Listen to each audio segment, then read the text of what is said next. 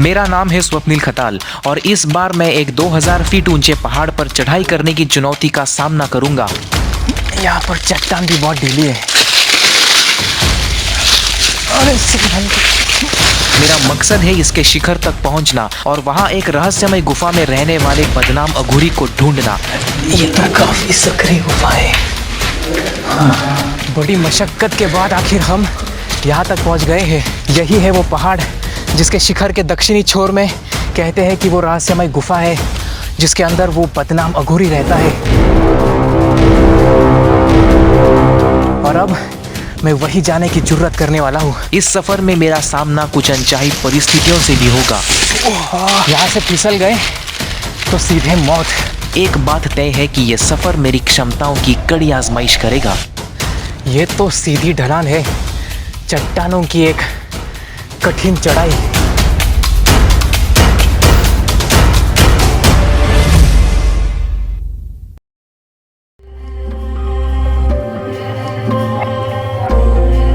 आज मैं जिस पहाड़ का अन्वेषण करने वाला हूँ वो मुंबई से 121 किलोमीटर पर स्थित पालघर जिले के सबसे ऊंचे पहाड़ों में से एक है और इसकी शानदार बनावट इसे सबसे खूबसूरत पहाड़ों में से एक बनाती है।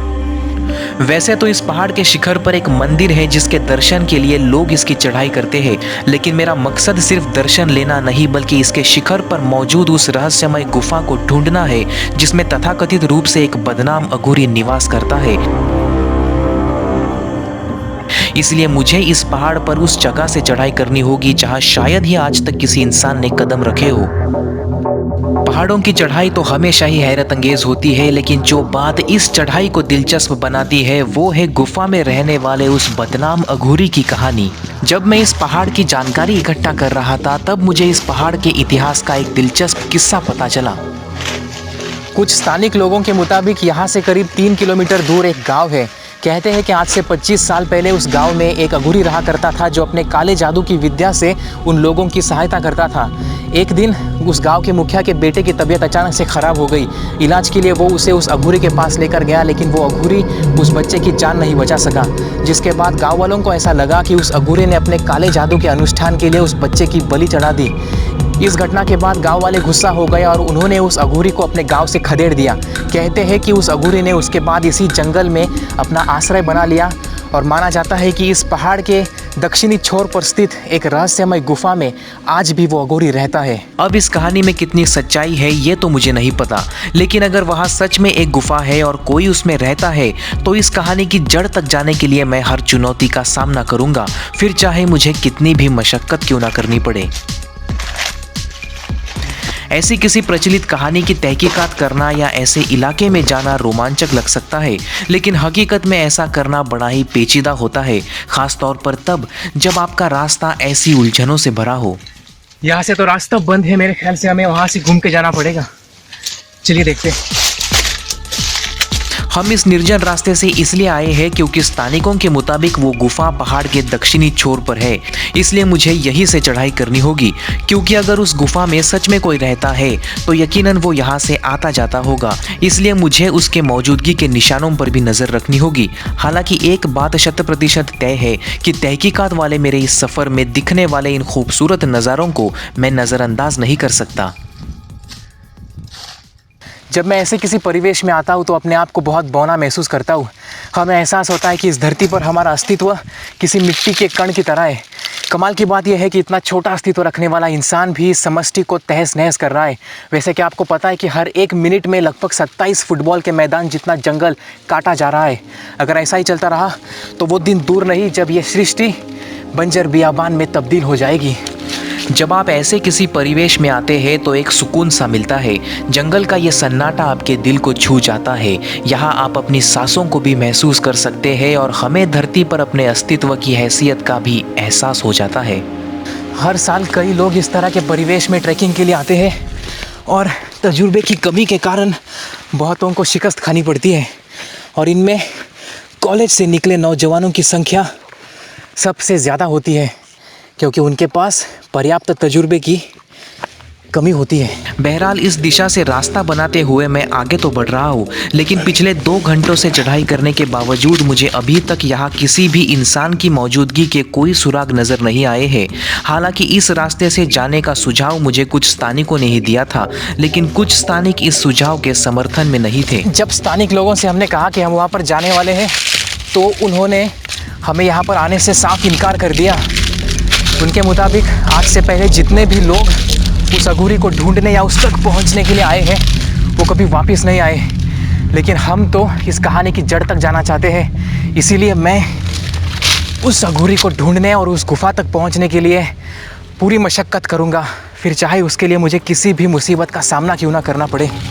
लेकिन फिलहाल ये चढ़ाई मेरे लिए मुसीबत बन रही है। अगर आप मेरी तरह बिना रस्सी और हार्नेस के चढ़ाई कर रहे हो तो जोखिम हमेशा बना रहता है।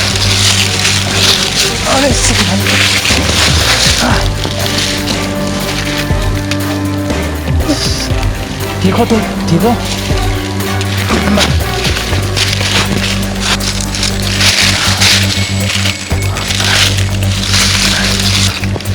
संभाल के आ जाओ। एक तरफ ये तेज ढलान और दूसरी तरफ ये ढीले पत्थर इस चढ़ाई को मुश्किल बना रहे हैं, लेकिन आगे बढ़ने के लिए इसे तो पार करना ही पड़ेगा। अरे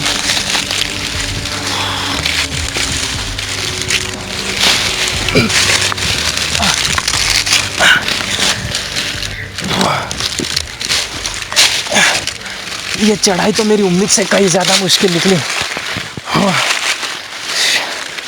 यहाँ से फिसल गए तो सीधे मौत। इसे देखिए जनाब। मैंने आज तक किसी कहानी की जड़ तक जाने के लिए इतनी मशक्क़त कभी नहीं की है, लेकिन मुझे खुशी है कि मैंने इस मुश्किल पड़ाव को पार किया है, वो भी सुरक्षित। काफ़ी तेज़ ढलान है ये।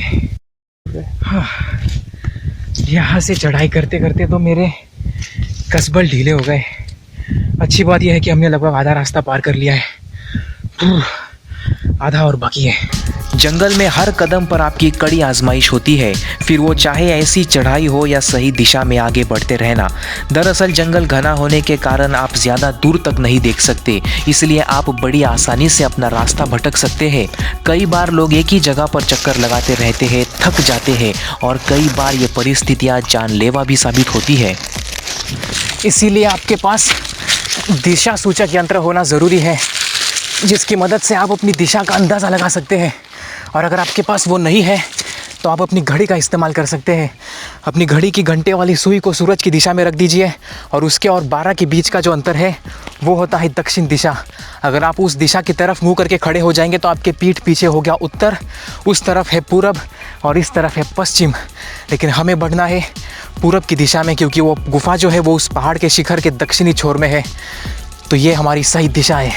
हो सकता है आप सोचें कि अगर आप जंगल में भटक जाए तो आप किसी को फ़ोन करके मदद के लिए बुला सकते हैं, लेकिन दिक्कत यह है कि भटकने लायक घने जंगलों में मोबाइल को रेंज भी नहीं मिल पाती।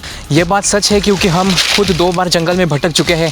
जब हम वहाँ पर गए थे, हम अपने मोबाइल फ़ोन से तस्वीरें खींच रहे थे और वीडियोस लेने में व्यस्त हो गए थे।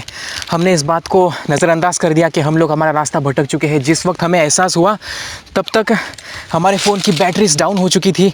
कुछ फ़ोन्स में बैटरी बची थी, लेकिन उनमें रेंज नहीं थी। अच्छी बात यह है कि हमें कुछ सही तरकीबें पता थी, जिनकी बदौलत हम वहाँ से निकल तो आए, लेकिन बड़ी मशक्क़त हुई वहाँ से आने में। कई घंटों की थका देने वाली चढ़ाई करने के बाद मेरी नज़र गई पेड़ों पर उछल कूद कर रहे जंगल के अलार्म सिस्टम यानी रेसस मकैक पर। बंदरों को जंगल का अलार्म सिस्टम कहा जाता है, क्योंकि वो हमेशा ऊंचाई पर बैठकर अपने इलाके का मुआयना करते रहते हैं, और जब भी इन्हें कोई शिकारी जानवर दिखता है तो ये शोर मचाकर सारे जंगल को आगाह कर देते हैं। मकैक मुख्यतः शाकाहारी होते हैं, लेकिन कभी कभार ये कीड़े मकोड़ों को भी चट कर जाते हैं। ये बहुत ही होशियार जानवर होते हैं और एक दूसरे के साथ बातचीत करने के लिए अलग अलग आवाज़ों का, इशारों का और चेहरे के हाव भावों का इस्तेमाल करते हैं। बहरहाल फुर्तीले, ताकतवर और खुराफाती होने के बावजूद ये अपनी दुनिया में मदमस्त रहते हैं, लेकिन अगर इन्हें परेशान किया जाए तो ये आपके लिए मुसीबत भी खड़ी कर सकते हैं। लेकिन इनके दिखने का मतलब ये है कि मेरी मंजिल यानी वो शिखर अब ज़्यादा दूर नहीं। इसे देखिए जनाब, ये तो सीधी ढलान है, चट्टानों की एक कठिन चढ़ाई। किसी भी हालत में मैं यहाँ से चढ़कर इसे पार नहीं कर सकता, तो मुझे एक दूसरा रास्ता ढूंढना होगा। चलिए देखते हैं। ये रास्ते इतने कठिन है कि मुझे उस अघोरी के अस्तित्व पर ही संदेह होने लगा है, क्योंकि अगर वो सच में इस पहाड़ के शिखर पर गुफा में रहता है तो यहाँ से आने जाने के लिए उसे दुनिया भर की मेहनत करनी होगी, और शायद ऐसा कोई नहीं करना चाहेगा। लेकिन क्योंकि मैंने यहाँ से आने की जुर्रत की है तो मेरे पास दूसरे रास्ते का विकल्प भी नहीं है। अब यहाँ से आगे जाने के लिए दो रास्ते हैं। एक तो वहाँ से घूमकर जाना होगा, लेकिन उसमें आधा दिन लग जाएगा, तो मैं यहीं से चला जाता हूँ। ये जल्दी तो हो जाएगा, लेकिन इसमें काफ़ी मशक्क़त लगने वाली है।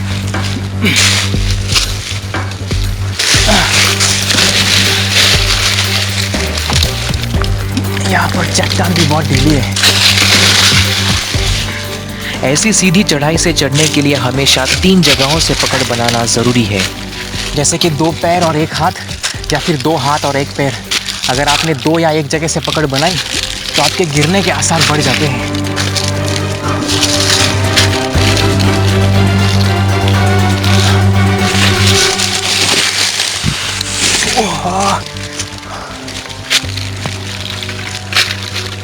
पूरे 3.5 घंटों की थका देने वाली चढ़ाई करने के बाद आखिर मैंने अपना आखिरी पड़ाव पार कर लिया, और यहाँ मुझे नज़र आया इंसान की मौजूदगी का पहला सुराग। बड़ी मशक्क़त के बाद आखिर हम यहाँ तक पहुँच गए हैं। ज़रा इसे देखिए, ये एक पगडंडी लग रही है और यहाँ पर स्थानिक लोग यहाँ से आते जाते होंगे, लेकिन हम तो वहाँ से आए हैं क्योंकि हमारा मकसद था उस अघोरी के छोड़े हुए सुरागों को ढूंढना। बदकिस्मती से मुझे वहाँ पर किसी के भी मौजूदगी के कोई भी सुराग नहीं मिले हैं। अच्छी बात यह है कि हमने उस चढ़ाई को पार किया है और अब हमारी मंजिल सामने है। चलिए आगे बढ़ते हैं। इस पगडंडी ने मेरा रास्ता आसान कर दिया, और आधे घंटे तक इस पर चलने के बाद ये मुझे ले गया शिखर पर मौजूद एक हैरतअंगेज गुफा में। बदकिस्मती से गुफा के द्वार पर बसे मंदिर पर हमारे कैमरे बंद कर दिए गए, लेकिन इस गुफा के हैरतअंगेज माहौल को कैमरे में कैद किए बगैर अगर मैं वहां से आता तो मेरा यह सफ़र ज़ाया हो जाता। इसीलिए हमने गुफा में शूटिंग करने का जोखिम उठा ही लिया। इस सकरी गुफा में रेंगते हुए मैं एक देवी की मूर्ति तक पहुंच गया। ये तो काफ़ी सकरी गुफा है। हाँ।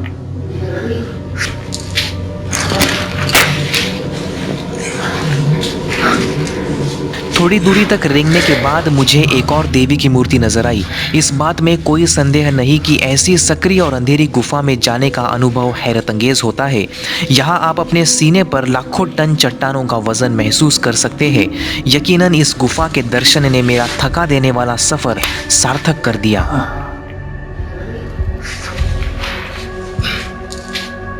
तो मैं उस गुफा के अंदर अभी अभी जाकर आया हूँ। वो काफ़ी अंधेरी और सकरी गुफा थी। उसके अंदर जाना एक रोमांचक अनुभव था, लेकिन वो वैसी कहानी में बताई गई किसी भी तरह से रहस्यमय गुफा नहीं लग रही है। मुझे उसके अंदर कोई भी अघोरी या वैसे किस्म का इंसान कुछ भी नज़र नहीं आया है, और मैं इस निष्कर्ष पर पहुँच गया हूँ कि अघोरी और उस रहस्यमय गुफा वाली ये कहानी सरासर झूठ है, मनगढ़ंत है, काल्पनिक है। ये एक पवित्र जगह है, यहाँ पर मंदिर है और लोग अपनी आस्था के लिए दर्शन लेने के लिए यहाँ पर आते हैं। इस वक्त हम जाने वाले हैं फिर से अपने घर। यकीनन मैं उस रास्ते से नहीं जाने वाला हूँ जहाँ से मैं आया था। मैं उस रास्ते से जाऊँगा जहाँ से आमतौर पर लोग आते जाते हैं। लेकिन उम्मीद करते हैं कि हमारा ये रोमांचक सफ़र आपको देख करके मज़ा आया होगा। इससे पहले कि ये बंदर मुझे खदेड़ दे, अब मैं यहाँ से निकल लेता हूँ। अपना कीमती समय देकर ये एपिसोड देखने के लिए आपका बहुत बहुत शुक्रिया। मेरा नाम है स्वप्निल खताल और मैं आपसे अगली बार मिलूँगा। Till then, see you next time.